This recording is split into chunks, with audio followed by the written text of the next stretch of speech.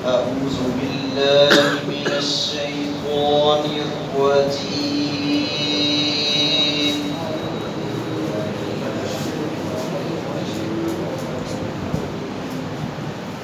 بسم الله الرحمن الرحيم.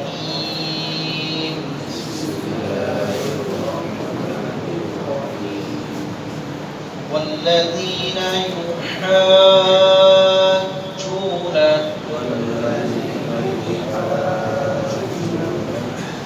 في الله من بعد ما استجيبوا له حجتهم داحزة عند ربهم وعليهم غضب ولهم عذاب شديد. الله الذي أنزل الكتاب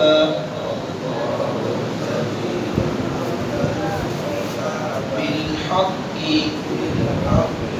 والميزان وما يدريك لعل الساعة قريب.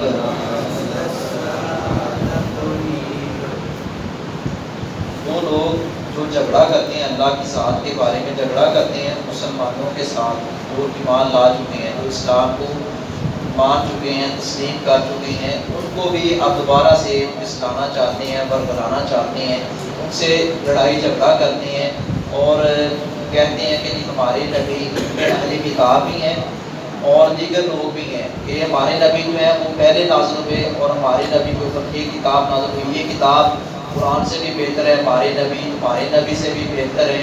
اس طرح اپنا تانا زنی، اپنا عجیب و غریب قسم کے اعتراضات، اور کبھی وہ بھی اہل مکہ نے کہا کہ مالی حاضر رسول، یہ رسول کون سا ہوگا کہ جو کھاتا پیتا بھی ہے، یمشی بالاسواق، جو بازاروں میں چلتا پھرتا اور کھاتا پیتا بھی۔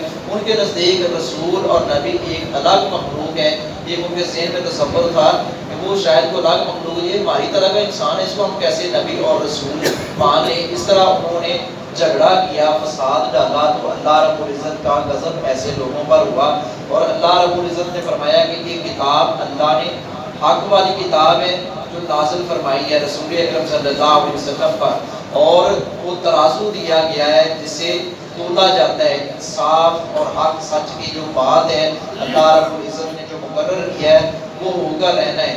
اللہ رب العزت کے کلمات میں، اللہ رب العزت کے فیصلوں میں کوئی تغیر و تبدل قطعا نہیں ہو سکتا۔ یہ چاہتے ہیں کہ اللہ رب العزت کا جو نظام ہے وہ اس کے اندر کوئی رکھنا ڈال دیا جائے، اس کے بارے میں اپنا لوگوں کو برگلایا جائے، بہکایا جائے، تاکہ لوگ اسلام کو چھوڑ کر پھر وہ ارتداد کی طرف آ جائیں، کفر کی طرف آ جائیں۔ لیکن اللہ رب العزت کا وعدہ جو ہے وہ پورا ہو کر رہے گا۔ اللہ رب العزت نے اسی جھگڑا کرنے والے، انہی جھگڑا کرنے والوں کے بارے میں اور انکار کرنے والوں کو جو شریعت کا انکار کرتے ہیں ان کے لیے عذاب شدید اور عذاب علیم کی وعید سنائی ہے۔ والذین، اور وہ لوگ یحاجون، جو جھگڑتے ہیں، فی اللہ، اللہ رب العزت کی ذات کے بارے میں، من بعد، اللہ رب العزت کی ذات کے بارے میں جھگڑے کی بھی مختلف کیفیات تھیں۔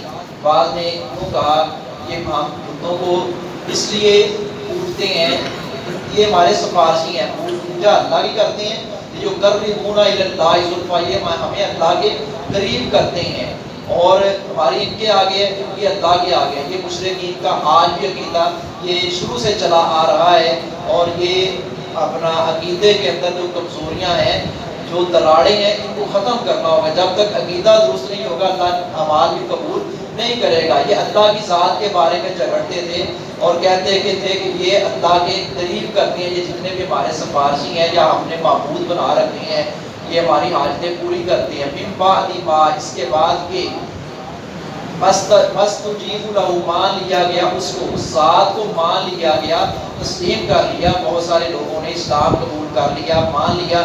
حجتہم، ان کی دلیل داعیۃ، کمزور ہے. جو اعتراض کرنے والے ہیں ان کی دلیل کمزور ہے. ماننے والوں نے مان لیا، اعتراض کرنے والوں کی دلیل جو ہے وہ کمزور ہے، وہ نہیں مانی جا سکتی، وہ حجت نہیں بن سکتی. عند ربہم، ان کے رب کے نزدیک، علیہم، اور ان پر غضب، غضب ہے، ناراضگی ہے. ناراضگی کس کی ہے؟ غضب کس کا ہے؟ اللہ رب العزت کی ذات کا. والا، اور ان کے لیے عذاب شدید، سخت عذاب ہے. اللہ، اللہ رب العزت، الذی، وہ ذات ہے، انزل الکتاب، جس نے نازل کی کتاب. یہ قرآن اللہ نے نازل کیا، جو اللہ رب العزت کا کلام ہے، جو کسی بشر کی کتاب نہیں ہے. یہ ذات وہی ہے جس نے یہ کتاب نازل کی ہے. وہ ذات بھی لا رہے، بے مثل اور بے مثال ہے.